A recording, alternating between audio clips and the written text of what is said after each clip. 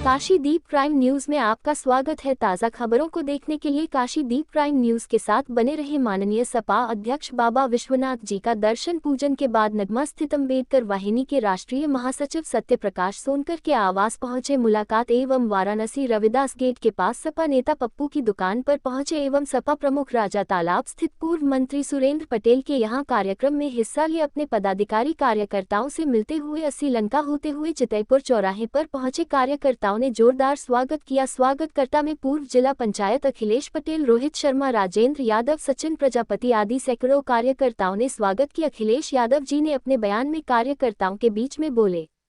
CM योगी के काशी मथुरा बयान पर बोले अखिलेश यादव, ये कौन तय करेगा कौन पांडव है कौन कौरव है? हमारे लिए संविधान और कोर्ट सबसे बड़ी है। जयंत चौधरी के एनडीए में शामिल होने पर बोले अखिलेश यादव, बीजेपी दलों को तोड़ना जानती है। बीजेपी किसको कब लेना है वो जानती है। बीजेपी बेईमानी करना भी जानती है। किसके पास ईडी, आईटी भेजना है उनको पता है। अपराध बढ़ रहा है, भ्रष्टाचार बढ़ रहा, इसका जवाब बीजेपी के पास नहीं है। नौजवान मजबूर है इजराइल में नौकरी करने के लिए। 1 लाख किसानों ने आत्महत्या की है। वरुण गांधी के इंडिया गठबंधन में शामिल होने को लेकर बोले अखिलेश, मुझे इस बारे में कोई जानकारी नहीं है। प्रधान संपादक दीनदयाल सिंह की रिपोर्ट, वाराणसी। गठबंधन की रणनीति जीत होना चाहिए। जो जीते, जिसके साथ समीकरण हो, वो मुकाबला करेगा। कांग्रेस का लेटर मिला कि नहीं, लेटर भी मिला, मैंने जवाब भी दे दिया है और जवाब में सब बातें मैंने लिख दी हैं। राहुल जी की यात्रा आ रही है 17-18 के बीच में वाराणसी में, क्या आप उनके साथ यात्रा में भाग लेंगे? तैयार हैं 20 सीट? देखिए, ये 20 सीट मुझे चैनल नहीं पता कौन सा बार बार 20 सीट पूछ रहा है। जब से मैं बनारस आया हूँ ये 20 से ऊपर नीचे नहीं हो रहे हैं। ये 20 का गणित बताओ तुम।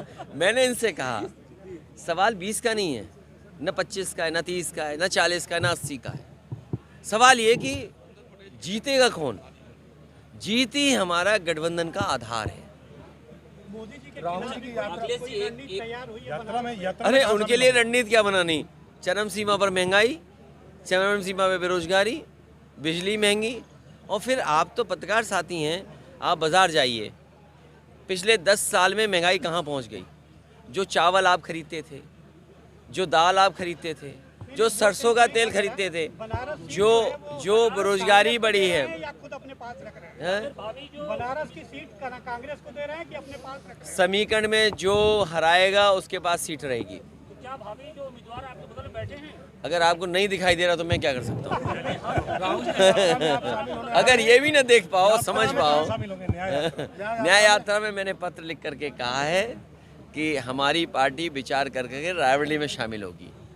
अखिलेश जी, एक सवाल ये है कि सीटों का बंटवारा ठीक से नहीं हो पा रहा। 16 सीट आपने डिक्लेयर कर दी है, बाकी की बची 64 सीटों। बहुत जल्दी हो जाएगा। क्या अभी उस पर बात नहीं? बहुत जल्दी आप देखेंगे। अरे आपको चिंता तो ये करनी चाहिए कि बीजेपी क्या कर रही है। चंडीगढ़ में बताओ, उनका अधिकारी पकड़ा गया। ऐसे तो नकल कोई नहीं करता, ऐसे तो हेराफेरी कोई नहीं करता कि आप हेराफेरी भी कर रहे हो, कैमरे को देख रहे हो, हेराफेरी कर रहे हो, फिर कैमरे को देख रहे हो। वो चीज़ तो पकड़ी गई नहीं। और सोचो सुप्रीम कोर्ट ने क्या कहा, ये लोकतंत्र को ख़त्म कर देंगे। और फिर हम और आप तो यूपी में कई बार देख चुके हैं इस तरह का काम। और जो उनका पास धनबल है या जो उनके पास एक रणनीति पैसे की है, उसका मुकाबला जनता के लोग करेंगे। और जो लोग जा रहे होते हैं, हम उन्हें शुभकामनाएं और बधाई दे सकते हैं। अब तो जंग की तैयारी आ गई है, उसकी क्या तैयारी है? ये जंग की तैयारी है, पूरी तैयारी है।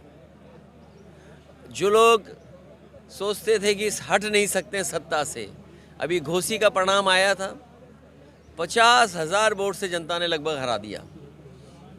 बीजेपी के सामने संकट यह है कि बुनियादी सवालों पर नहीं लड़ सकती वो। बेरोजगारी, महंगाई, किसान की आय दोगुनी। हमें कोई बता दें, यहाँ सब किसान बैठे हैं, क्या किसान की आय दोगुनी हो गई?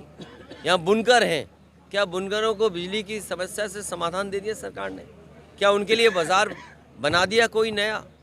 और फिर ये सरकार रोजगार की बात कर रही है, नौकरी की बात नहीं कर रही है। अगर नौकरी की बात करेंगे तो उन्हें आरक्षण देना पड़ेगा, संविधान के तहत उन्हें हक और सम्मान देना पड़ेगा। आप नौकरी नहीं देना चाहते हैं, आप रोजगार देना चाहते हैं। और क्या रोजगार? वो सम्मान का रोजगार नहीं है डिलीवरी बॉय बन जाना। अच्छी खासी डिग्री हासिल करने वाले लोग डिलीवरी बॉय बन रहे हैं, बताओ। सवाल इस बात का है कि जिस गठबंधन में आप हैं उसके सहयोगी तो एक एक कर निकलते जा रहे हैं। पहले नीतीश कुमार को हमने देखा, फिर आपके बाद आरएनडी को देख रहे हैं, उसके बाद उद्धव ठाकरे जी। बीजेपी कितनी बड़ी भी सेना बना ले, हारेगी वो ही। जो बात मैं कहना चाहता था वो अपनी जबान से आप कह रहे हो। जो सवाल आप हमसे पूछ रहे थे वही जवाब आप दे रहे हो। बना लो कितनी बड़ी सेना बनाओगे, लेकिन जनता इनका इंतजार कर रही है। और एक बार दो बार सरकार बना ली और जनता कितना देखेगी। वो तो तीसरी बार के लिए ताक ठोक रहे हैं। सदन में अगर तीसरी बार के लिए तार ठोक रहे हैं, अगर 400 पार की बात कर रहे हैं तो 400 हार भी हो सकती है।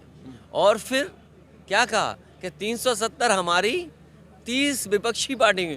तो ये जितने भी गठबंधन के लोग जा रहे हैं तो इसका मतलब 30 सीटों में सीमित कर दी जाएंगे। 38 दल 30 सीटों में, सोचिए किसको कितनी मिलेंगी। सर आपने बड़ा सेनापति को कौन हराएगा? सेनापति को कौन हराएगा? सेनापति को हराएगी समाजवादी पार्टी और गठबंधन की टीम। बगल में जो है वे सेनापति हैं क्या आपके? क्यों नहीं हो सकते सेनापति?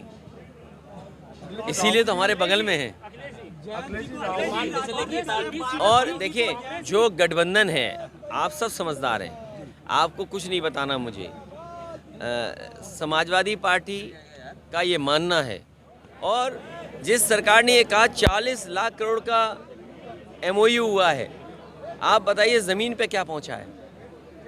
40 लाख करोड़ के MOU हुए, लेकिन प्रधानमंत्री जी जब तमिलनाडु में जाते हैं तो तमिलनाडु की सरकार को बधाई देते हैं और कहते हैं कि द्रविडियन वे ऑफ गवर्नेंस जो है उसकी वजह से मेक इन इंडिया अगर कहीं सक्सेसफुल हुआ है तो तमिलनाडु में हुआ है। उत्तर प्रदेश में क्यों नहीं? आप दोनों स्पीचेस सुन लीजिए, बजट स्पीच और गवर्नर्स की स्पीच में, दोनों में कहा है कि सुपर कंडक्टर में बहुत बड़ा काम होने जा रहा है। अरे भाई, जो मुख्यमंत्री एक बिजली का कारखाना नहीं लगाए वो सुपर कंडक्टर की बात कर रहे हैं, सेमी कंडक्टर की बात कर रहे हैं। अगर सेमी कंडक्टर में सबसे ज़्यादा इन्वेस्टमेंट कहीं आ रहा है तो गुजरात में आ रहा है। यूपी सरकार बना रहा है बीजेपी की, यूपी के सांसद जीतने के बाद दिल्ली में सरकार बन रही है। और बनारस के लोग तो ये सौभाग्य भी समझें कि उनके प्रधानमंत्री हैं, तो ये प्रधानमंत्री क्यों नहीं यहाँ पर इन्वेस्टमेंट ला रहे हैं? अगर सरकार ये कह रही है कि सेमीकंडक्टर, तो सेमीकंडक्टर गुजरात क्यों जा रहा है? उस प्रदेश में जाना चाहिए जहाँ से प्रधानमंत्री बनते हैं। मंदिर का मुकाबला आप कैसे करते हैं? मंदिर का मुकाबला अरे ये क्या बात पूछ रहे हो? देश भर में चल रहा है ये नहीं, नया मामला लेके। अरे नहीं, ये हमारे पत्रकार साथी जानते ही नहीं। मैं इनसे कहूँगा, एक बीजेपी के नेता के घर का आप मंदिर देख के आओ।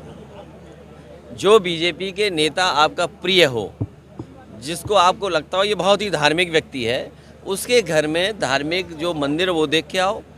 फिर अगर मुख्यमंत्री आवास में मुख्यमंत्री आपको अनुमति दे दें तो वो मंदिर देख के आओ जो समाजवादियों ने सरकार में बनवाया। और उसके बाद खाना हमारे साथ खाना, हम भी अपना मंदिर आपको दिखाएंगे। तो ये सवाल नहीं है। हमारे धर्म में या हमारे भारत की संस्कृति में ये माना है कण कण में भगवान। और फिर यहाँ मैं ये बात कहूँ कि कण कण में शंकर। यहाँ के लोगों को मैं समझाऊंगा और मैं आपको समझाऊंगा ये बात। ये खुद जानते हो आप, और फिर खुद सवाल मुझसे पूछ रहे हो। वो मुद्दा ही है ना। तो नहीं, वो मुद्दा है, लेकिन वो भगवान के प्रति नहीं है। अखिलेश जी, जैसे पिछली बार आपने बस यात्रा निकाली थी, इस बार भी कुछ बस नहीं, रथ यात्रा वो विचार करेगी, पार्टी विचार करेगी। ओम प्रकाश राजभर 12 तारीख को 12 फरवरी को कह रहे हैं कि जैन जी बीजेपी में शामिल हो जाएंगे। भाई, इतना संपर्क मेरा किसी बीजेपी नेता से नहीं है। क्या कहेंगे? नहीं, मैंने कह चुका हूँ जो मैंने अभी कहा था। भाषण लिख कर के भेजेंगे, वही उनको पढ़ना पड़ेगा। उसमें बहुत सारे सरकार के जो फैसले और कार्यक्रम के बारे में जानकारी थी। उसमें ये भी था कि 2 दिन में एक पुल बन रहा है। उत्तर प्रदेश में कौन स्वीकार कर लेगा कि भारतीय जनता पार्टी की सरकार में 2 दिन में एक पुल बन रहा हो? और जिस तरह महंगाई बढ़ी है, बेरोजगारी बढ़ी है, और डबल इंजन की सरकार को जो काम करने चाहिए थे बुनियादी, उन कामों को सरकार नहीं कर पा रही है। इसीलिए जानबूझ करके सरकार इस तरह के स्टेटमेंट देती है जिससे लोगों का ध्यान उधर चला जाए। अगर उन्होंने ये कहा सदन में, क्योंकि विपक्ष के लोगों को एक बार जब मौका मिल जाता है बात करने का, उसके बाद अपनी बात रखने का मौका नहीं मिलता है। और जो अखबारों में हमने पढ़ा वो आप सब हमसे पूछ रहे हैं। तो ये बीजेपी के लोग बताएं कि आखिरकार कौन कौरव है कौन पांडव है, और अगर उनको पता हो तो वो बता दें, नहीं तो हम अपने प्रेस के साथियों से कहेंगे कि अगर मुख्यमंत्री जी ये कह रहे हैं कौरव और पांडव की बात, तो आप हमारी जानकारी बढ़ा दें कि आखिरकार कौरव कौन है पांडव कौन है। जिन्होंने महाभारत पढ़ी है या जो जानकारी रखते हैं महाभारत के बारे में, उन्हें इतना तो पता है कि जिसकी सबसे बड़ी सेना थी वो कौरव थे। अछूड़ी सेना किसके पास थी? आज दुनिया की सबसे बड़ी पार्टी कौन है? ये मैं अब विषय आप पर छोड़ता हूँ। आपको तय करना है कि कौन कौरव है कौन पांडव है। आपका क्या कहना है इस संदर्भ में? कौन मैं तो केवल इतना कहना चाहता हूँ, क्योंकि उन्हें बेरोजगारी के लिए कुछ कहना नहीं है। जो लोग ग्रेजुएट हैं, अच्छी डिग्री हासिल